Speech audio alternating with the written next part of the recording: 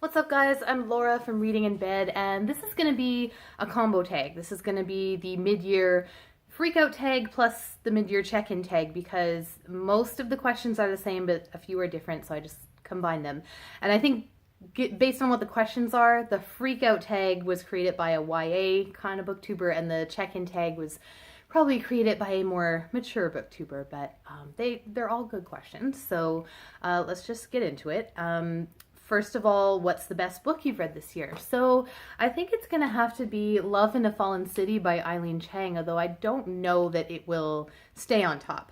Last year, I better go verify this, but I'm pretty sure I would have answered Here I Am by Jonathan Safran Foer, which I read in February and remained my favorite book of the year until 11:30 p.m. on New Year's Eve when I finished Future Home of the Living God by Louise Erdrich. And really, they're kind of tied.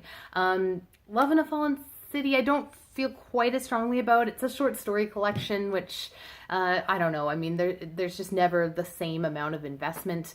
So we shall see. I have a feeling that it will not remain on top for the whole year.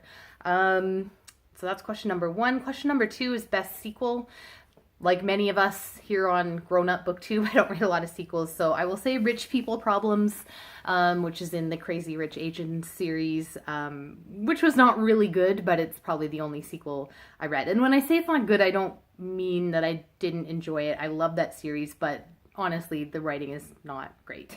So, a new release that is on the TBR.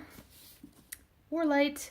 So excited for this. Michael Ondaatje is really doing the publicity and media rounds. I feel like I've listened to, 10 to 15 interviews with him already, and he's just everywhere. And all the critics are saying that this is either his best since The English Patient or even better than The English Patient. So we shall see. Number 4 is a new release that's coming in the fall that you're looking forward to. Now, I actually went and looked for fall book lists. I think I looked on the 49th Shelf, which is a Canadian site. I looked on the Millions, and I wasn't finding anything. Like, is it too early? So I don't even know what's coming out in fall, to be honest. So I don't have an answer for that one. Number 5 is the biggest disappointment. So for me, it's Hate to Want You by Alicia Rai. Now, I've talked a little bit about trying to get into romance and some kind of light chick litty kind of romance that I've read this year. Alicia Rai writes more like erotic romance. But unlike a lot of that genre, which is very, shall we say, goal-oriented, Alicia Rai actually has humor in her stories. She has characters that aren't just, like they actually have personalities. There's conflict. There's, you can actually get into the story as well as everything else that's going on. And I really liked the first 2 books of hers that I read, which I think are in a series called Guilty Pleasures or something like that. This is the first book in a very popular series of hers. And everyone raves about it. It's one of those ones that people say, even if you don't like romance, you'll like this. But man, I found it so boring. And even, the sexy parts were like pretty vanilla and like, whereas the other 2 books were like really out there. So yeah, that was a bit of a letdown. I also had a bit of a letdown with The Perfect Nanny. I mean, I didn't have huge expectations going into this, but it was really, I read it in like less than 3 hours on an airplane, and it just, I found it pretty forgettable. My biggest surprise, that would probably be The World Goes On by Laszlo Krasznahorkai, which is back at the library, but that was part of my Man Booker International Prize reading, and it's like one of the weirdest books I've ever read, but I was in the right frame of mind. It was the right time in the right place. And I actually wrote about that on my blog, about how to, finding the right book at the right time in the right place, and how that works for us as readers. So I'll link to that. Favorite new author, either debut or new to me, that would be Eileen Chang. So I already mentioned her book, Love in a Fallen City. It's my favorite of the year so far. That is also back at the library, but I did pick up Little Reunion. So this is, oh God, someone put a mug on this or something. I picked this up on my trip to Toronto, the same one that I read The Perfect Nanny on, and I have not actually cracked it yet or anything. Yeah, this was that Ben McNally. But I'm excited to get to this because she is definitely a new favorite, a new discovery for me. Number 8, newest fictional crush. Now, a lot of us here on, again, I'll call Grown Up Booktube, kind of just roll our eyes at this one. And yeah, I get that, but like Claire said on her channel, it's not like I'm out there looking for fictional crushes, but I'm not looking for them either. So for this one, I'm going to say Darren Matthews, and he was a character in Bluebird by Attica Locke. And I talked a bit about that book, I think, in a previous video, and I talked specifically about the sexual tension that was going on between him and another character. And yeah, I mean, he's 40-ish, he's having a bit of a midlife crisis, he's got a drinking problem, he's estranged from his wife. Sounds a lot like my last year's answer to this question, which was Jacob from Here I Am, so I guess I have a type. Let's see, question 9, favorite character. That would have to be Ada, or the Ada, as she's sometimes referred to in Freshwater. And depending how you read that book, Ada is either suffering from dissociative identity disorder or multiple personalities, or you can look at it from a sort of Nigerian perspective of what's called Obanji. I didn't look this up, so hopefully I've got that word right. But in any case, her personality and her character is very fragmented. Like literally, she's got like different named parts of her personality that kind of come and go throughout her life, sometimes in response to trauma she's experienced, sometimes just in response to like growing up and coming of age. And I think even if you haven't been through a lot of trauma, if you've been through puberty, if you've grown up, you can relate to sort of that fragmented feeling and feel like, who am I? And, your personality kind of going off in all different directions. It was so well done. That would actually be a contender for one of my favorite books this year as well. Number 10 is a book that made you cry.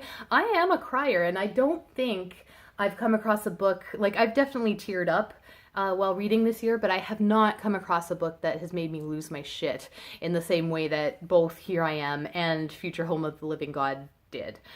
So I don't know. I'm looking forward to that though when it comes this year.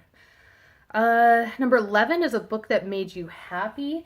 I'm gonna say The Idiot. I mean, lots of books make me happy. What The Idiot did really was make me kind of in this, like, I don't know how to describe it, just sort of a calm and meditative and nostalgic kind of state that only certain books can. Like a book from last year that did a similar thing would be Reservoir 13.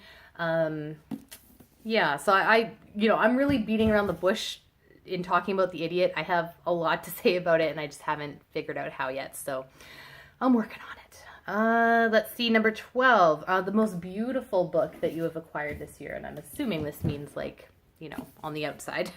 So that is going to have to be this Folio Society edition of Eugene Onegin by Alexander Pushkin, which I also have not read yet, but I mean, like most Folio Society books, this is just really wonderful. I'll see if I can find an illustration real quick.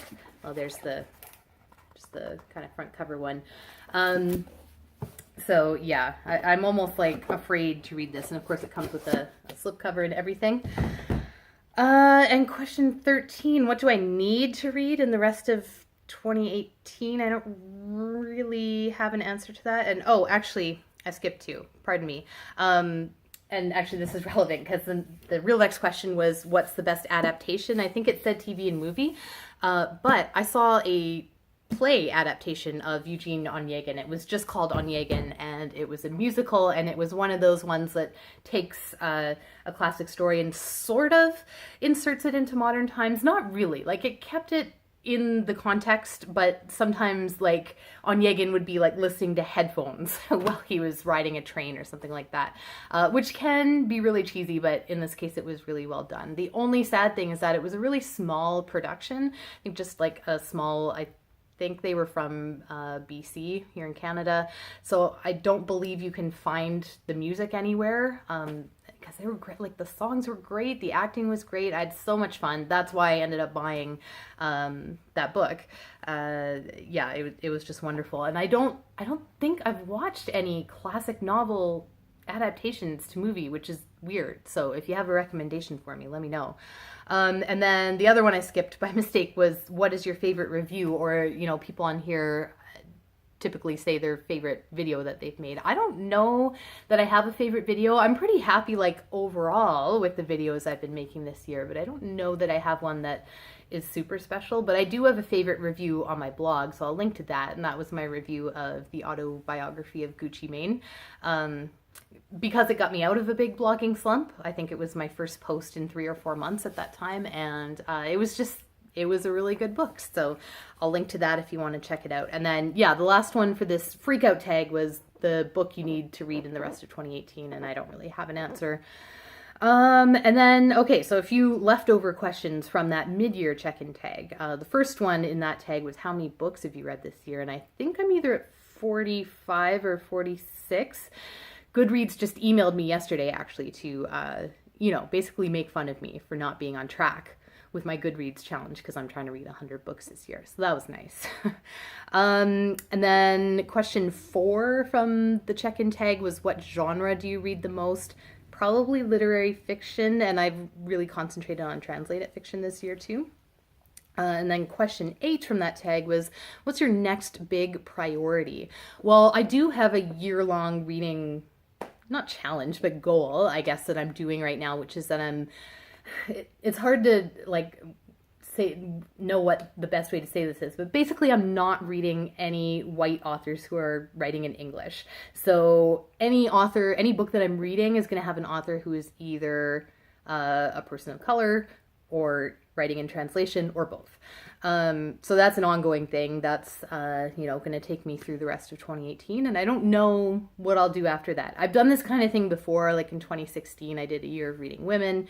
In 2017, I did, like, no goals, whatever I want. So, you know, next year might end up being one of those sort of just whatever kind of years. Question 9 is a bookish highlight. And I've really pulled back from going to events and stuff this year, and well, it's not that I don't know why, it's just I don't have time to get into it in this video. So I don't know, I'll say, like, the other day when that surprise profile of Jonathan Franzen was published, because he's not promoting anything, so it was totally out of nowhere, and, like, people were emailing me and Facebooking me and tweeting me like, oh my god, have you seen this? And, like, yeah, obviously I read it within like 10 minutes of it being up. But yeah, I mean, that was a lot of fun. And I think that is it. My notes are very messy, so if I missed any questions, I'm sorry. I'll put them all down below. And I'm not going to tag anybody because everyone's done this tag, so if you haven't done these tags, do both, do one, doesn't matter. But thank you for watching.